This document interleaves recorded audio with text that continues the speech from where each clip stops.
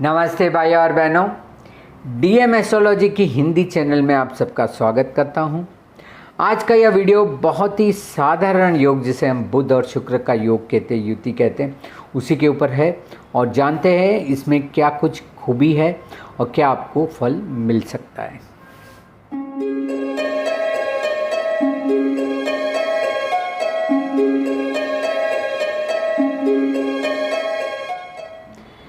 आइए चलिए देखते हैं कि क्या योग बनता है ये बुध और शुक्र से और इसका किस तरह से हम लाभ ले सकते हैं।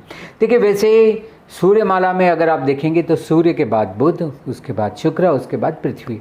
इसका मतलब हुआ कि ये बुध और पृथ्वी और सूर्य के बीच के दो ग्रह हैं जो आपको मैक्सिमम टाइम पृथ्वी को हेल्पफुल रहते हैं।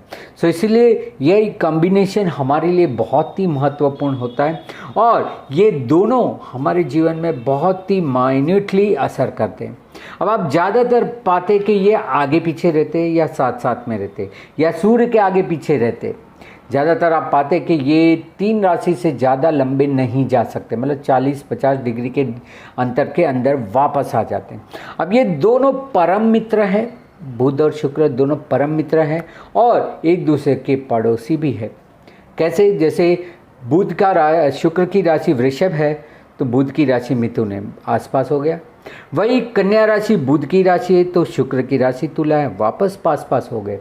इस तरह से ये ग्रह, अब आप देखिए कन्या में बुध मूल त्रिकोणी होता है और शुक्र तुला में मूल त्रिकोणी, ये भी बहुत पास के ग्रह बन गए और एक दूसरे की राशि में यदि बैठे तो भी मित्र क्षेत्रीय, तो ये आपस में कभी शत्रुता नहीं करते। अब इसी का आप उच्च और नीच की राशि देखेंगे तो बुध है वो कन्या राशि में उच्च का होता है, वहीं पे शुक्र नीच का होता है।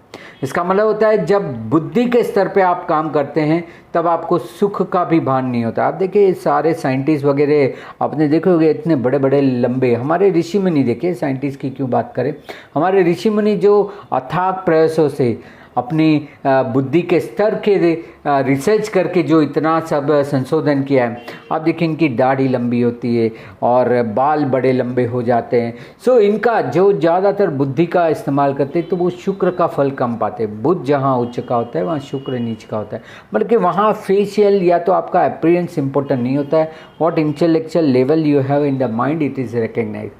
इन other side if you see के आपको शुक्र जो है वो जिस राशि में उच्च का होता है, मीन राशि में, उसी राशि में बुध नीच का होता है। उसका मतलब है अगर आपके पास रूप है तो फिर बुद्धि की जरूरत नहीं, लोग आपको समझते हैं कि आप बहुत बुद्धिशाली है। ये कॉम्बिनेशन बहुत करीबी में देखा जाता है और एक दूसरे को उच्च भंग नीच भंग भी करते हैं। कन्या राशि में शुक्र का नीच भंग हो जाता है और मीन राशि में बुध का नीच भंग हो जाता है यदि दोनों साथ में बैठे हो। यह भी एक बहुत अच्छा कॉम्बिनेशन हो जाता है। अब बुध को हम देखें तो बुद्धि, बुध का असल कार्य ही है बुद्धि और बुद्धि का इस्तेमाल, जिसको हम एप्लीकेशन ऑफ माइंड कहते हैं। बुध और कुछ नहीं, हमारे अंदर छिपी हुई जो हमारी एक्यूमुलेटेड मेमोरी है, जहाँ पे हम चेता तंत्र में हमारी सारी बुद्धि को रखते, हम सारी मेमोरी को रखते, याददाश्त याद शक्ति को रखते, वो बुध है। और जब कभी किसी को देखते हैं, वो कागज़ देखते तो हमें याद आ जाता है कि ये इससे जुड़ा हुआ है। कोई व्यक्ति को देखते तो यह बुध का काम है। अब शुक्र की बात करें तो शुक्र को तो आनंद चाहिए, मौज मजा चाहिए, सुख चाहिए। वीनस इज अ प्लेजर, उसको तो सुख चाहिए। ये दोनों अलग अलग डायमेंशन, एक बुद्धि के स्तर पे जाता है, एक भोग की स्तर पे जाता है, पर फिर भी दोनों में गहरी दोस्ती। अब यही देखिए कि बुध और शुक्र साथ में हैं तो ये बहुत त्वरित पैसा देता है, तुरंत पैसा देता है, फास्ट फूड वाला, मतलब कि तुरंत अभी किया अभी पैसा मिल जाता है और उतना ही सुख भी तुरंत देता है। ये कॉम्बिनेशन भले आपको बहुत सारे कुंडलियों में मिलता है, अगर आप देखेंगे तो 10 में से आपको 5-6 में तो ये कॉम्बिनेशन मिल जाएगा। अब सबको क्यों फल नहीं मिलता है वो हम आखिर में देखेंगे कि एक को मिलता है एक को क्यों नहीं मिलता है। अब देखिए ये दोनों ग्रह के आसपास सूर्य भी प्राप्त होगा आपको। सूर्य बुध शुक्र, सूर्य बुध सूर्य शुक्र, ये आपको युति दिखती है। उसमें आपको ध्यान रखना होता है सूर्य के साथ बैठ जाने पे कि भाई ये महाराज बुध और शुक्र को सूर्य महाराज अस्तक का तो नहीं कर देते। यदि ये अस्तक के हो गए तो कोई काम का नहीं, सूर्य उसका फल ले लेगा। और यदि अगर तीनों अच्छे उदय में है तो ये निपुण योग बनाता है, बहुत ही अच्छा, मतलब कि बहुत चतुर चालाक और अच्छा होता है, क्योंकि सूर्य आत्मा है, बुध बुद्धि है और शुक्र उसका भोग अनुभूति है। तो यह कॉम्बिनेशन बहुत ही अच्छा होता है। अब ये जो शुक्र और बुध की युति है या बुध और शुक्र की युति, यदि ये आपके केंद्र भाव में है 1, 4, 7, 10, या आपके त्रिकोण भाव में 5 और 9वें भाव में, या ये स्वग्रही है, मतलब कि दोनों अपनी अपनी राशियों में, तो भी एक अच्छा योग बनाता है। अगर परिवर्तन है बुध शुक्र की राशि में, शुक्र बुध की राशि में, तो भी उतना ही अच्छा फल देगा। उच्च का है, अब देखिए एक उच्च का होगा तो ऑब्वियसली दूसरा नीच का होगा, पर दूसरा जो नीच का है उसको भी नीच भंग राजयोग करवा देगा। तो ये भी अच्छा है कि दोनों उच्च के हैं तो भी अच्छा है। अब दोनों अलग अलग उच्च के कभी नहीं हो सकते, क्योंकि दोनों की राशि में बहुत अंतर है। तो कोई एक उच्च का होगा तो साथ में बैठा हुआ दूसरा नीच होगा और वो उसका नीच भंग राजयोग कर देंगे।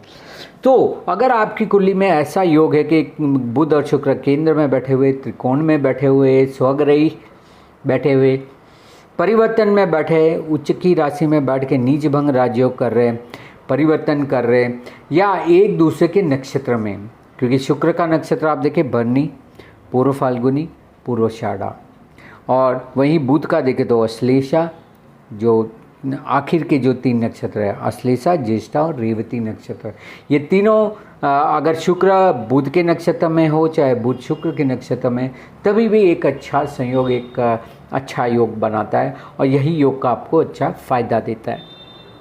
अब यदि बुध और शुक्र आपकी कुंडली में साथ में बैठे हैं तो आपको यह योग का फल जीवन भर प्राप्त होगा और उनकी दशा के दरमियान होगा। अब बुध की दशा चल रही है तो बुध के बाद केतु छोड़ के वापस शुक्र आएगा, पर शुक्र की दशा में यदि जन्म भी है या शुक्र दशा चल रही तो बुध आने की उम्मीद नहीं होती। हाँ ठीक है, शुक्र महादशा में बुध का अंतर आ सकता है, पर शुक्र दशा भोगने के बाद लोगों को बुध की दशा आने में बहुत साल लग जाते हैं, या तो नहीं के बराबर होता है, 100 साल का फ़र्क आ जाता है, एवरेज 100-110 साल का फ़र्क हो जाता है। सो ये तो मुमकिन ही नहीं है। पर यदि कुंडली में ये योग बना हुआ है तो समझिए कि आप आजीवन इस सुख का भोग करेंगे अपनी बुद्धि से और अपने भोग से। यदि ये कॉम्बिनेशन गोचर में हो रहा है, आपको इसके ऊपर ध्यान देना है, क्योंकि यहाँ पे कहीं तो आपकी रेमेडी, यहाँ पे कहीं आपको फल प्राप्त होना है। सो आपको देखना है कि कब ये दोनों एक राशि में इकट्ठा हो रहे हैं। ज़्यादातर आपको हर एक दो महीने में ये मिलेगा, वो समय को नोट करके रखिए। जब कभी भी ये ट्रांजिट में, गोचर में जब इकट्ठा होते हैं, जब गोचर में इकट्ठा होते तो यह एक समय होता है। ये गोचर का आपको 10 दिन मिले, 5 दिन मिले, 1 हफ्ता मिले, 1 महीना मिले, कितना भी समय हो सकता है, वो समय को आपको सदुपयोग करना है। अब करना क्या है इस समय पे, तो सबसे अच्छा होता है इन्वेस्टमेंट, रोकान कीजिए, क्योंकि बुध ने डिसाइड की हुई चीज़ें, अप्लाई किया हुआ चीज़ शुक्र आपको अच्छा लंबे अरसे पे भोग देगा। सो सबसे अच्छा होता है इन्वेस्टमेंट करना, कहीं तो भी लागत लगाना, शेयर में लगाइए, एफडी पे लगाइए, जहाँ कहीं आप लगा सकते हैं। नहीं तो it is a best time for business. आपको व्यापार करने का सबसे श्रेष्ठ समय यह है जब बुध और शुक्र आता है। अगर आप व्यापार कर ही रहे और आपको कोई प्रोडक्ट लॉन्च करना है, आपको लगता है कि भाई ये नया प्रोडक्ट है, कब लॉन्च करूँ, तो देखिए बुध शुक्र कब इकट्ठा हो रहे तब करिए, ये भी एक बहुत अच्छा योग बनेगा। ये समय है एक दूसरे के साथ संपर्क में आने का, कम्युनिकेशन और पब्लिक रिलेशन, पीआर बढ़ाने का, क्योंकि बुध कम्युनिकेशन करवाता है और शुक्र जो होता है वो पीआर, पब्लिक रिलेशन, लोगों को आकर्षित करता है आपकी ओर। तो जो कोई भी सोशल मीडिया में आना चाहता है, रील्स बनाना चाहता है, सोशल मीडिया में फेमस होना चाहता है, इसके लिए ये बहुत ही अच्छा योग बनता है। सो जब कभी बुध शुक्र साथ में हो तो लोगों से संपर्क में आइए, जाहिर में आइए, अपना प्रोडक्ट लॉन्च करवाइए, एडवर्टाइजमेंट करवाइए, ये बहुत एक अच्छा समय होता है और ये बहुत ही त्वरित पैसा देता है, क्योंकि बुध शुक्र जब भी ट्रांजिट में भी इकट्ठा हो तो ये आपके लिए बहुत अच्छा फल देता है और एक अच्छी लाइफस्टाइल, एक जीवन शैली अच्छे से ले आता है। अगर आप कोई चीज़ लाए और उसको उपयोग करना है, उपभोक्ता बनना है, जैसे गाड़ी लाए है या घर की चीज़ें लाए, सुख के साधन लाए और आपने रखा है, या किसी ने गिफ्ट दिया, अब आपको उसका इस्तेमाल करना है, तो तब करिए जब बुध और शुक्र साथ में हो। देख लेना है कि दोनों में से कोई अस्त का नहीं होना चाहिए। सो इन्वेस्टमेंट के लिए सबसे बेस्ट है, कहीं पे भी जहाँ कहीं भी उस समय पे है तो एटलीस्ट एफडी कर दीजिए, आरडी कर दीजिए, म्यूचुअल फंड में लगा दीजिए, कुछ तो उस समय पे आपको इन्वेस्टमेंट करना है जिसका आपको तुरंत रिजल्ट मिलेगा, तुरंत ग्रोथ दिखेगा, आपको अच्छा प्रॉफिट मिलेगा। जैसे इंट्राडे में भी हम सलाह देते बुध शुक्र का जो मार्केट पोजीशन रहता है वो काफ़ी अच्छा रहता है। तो जो मार्केट में स्टडी करते हैं वो भी इसका इस्तेमाल कर सकते हैं। तो यह कॉम्बिनेशन अगर ट्रांजिट में आपके इन भावों से जा रहा है केंद्र त्रिकोण से, तो आपको उसका अच्छे से अच्छा उपयोग करना चाहिए। अब ऐसी बात है कि ये किस राशि में है, 5 राशि ऐसी होगी जिस राशि में ये एक अच्छा फल नहीं देगा, बट बाकी की जो 7 राशि है उसमें ये बहुत अच्छा फल देता है। तो आइए चलिए देखते एक के बाद एक कौन सी राशि में ये गोचर में बन रहा है। चाहे आपकी कुंडली में ये राशि में ये 2 ग्रह बैठे हैं, साथ में इकट्ठा बैठे हैं योग करके, तो कैसा फल देगा। बात करते हैं मेष राशि से। अगर ये युति बुध और शुक्र की युति अगर आपकी मेष राशि में बनी हुई है तो ये ज़्यादा फल नहीं देगा, क्योंकि मंगल बुध से भी दूरी रखता है, शुक्र से भी दूरी रखता है। तो यहाँ पे आपको एक अच्छा फल नहीं प्राप्त होगा। तो मेष राशि में अगर आपका कोई भी भाव में पड़ा है तो इसका ज़्यादा आपको फ़ायदा नहीं होगा। इसी बात में बात करते हैं वृषभ में, तो बहुत अच्छा फल देगा क्योंकि ये शुक्र की स्वग्रही राशि है और बुध की मित्र क्षेत्रीय राशि। अब देखिए वृषभ और मिथुन में यही फर्क होगा कि यहाँ पे शुक्र का डोमिनेशन है, तो आपको भोग के लिए आपका दिमाग लगाना है कि किस तरह से मैं एंजॉय करूँ, ट्रैवलिंग करूँ, मौज मजा करूँ। और यही युति अगर मिथुन राशि में आ गई तो आपको व्यापार के लिए सोचना है, अपने अभ्यास के लिए सोचना है, क्योंकि वही मिथुन राशि बुध के डोमिनेशन में आ जाएगी तो बुध को 100% पावर मिलेगा और शुक्र अपने मित्र के घर में बैठेगा।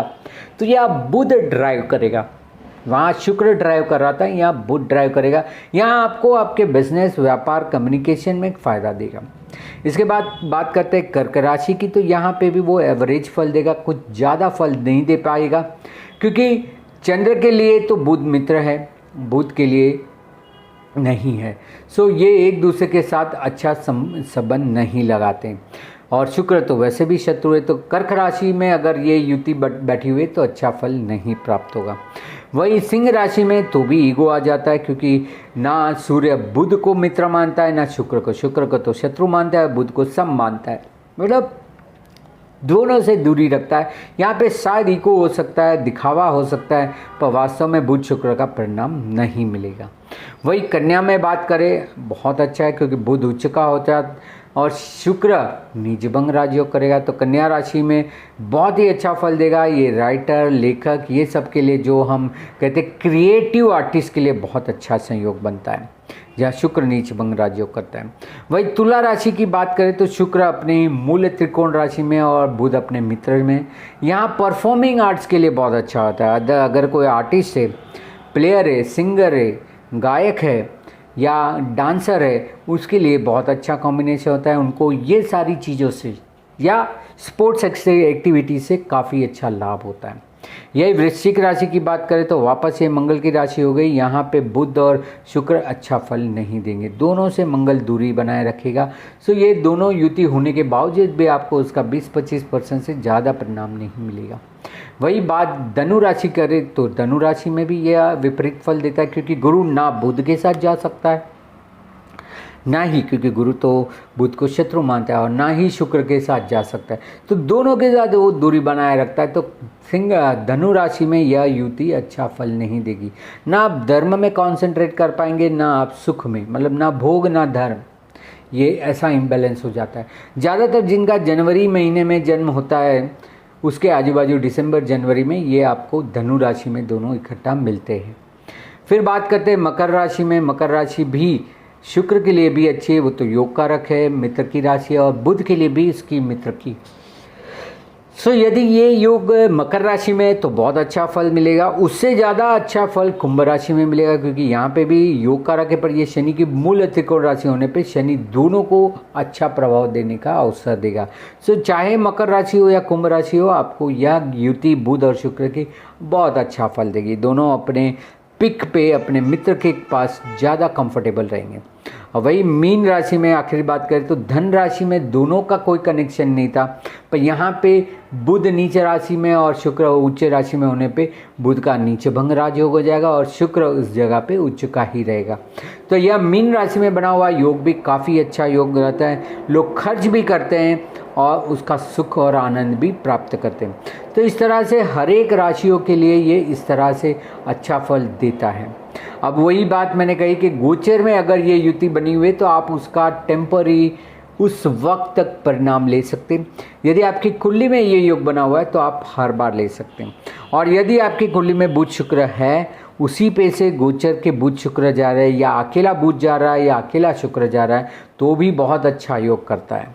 आपके पणफर स्थान से देखिए 2, 5, 8 और 11 ये सारे धन स्थान हैं। मैं तो ये चारों स्थानों को धन स्थान मानता हूँ।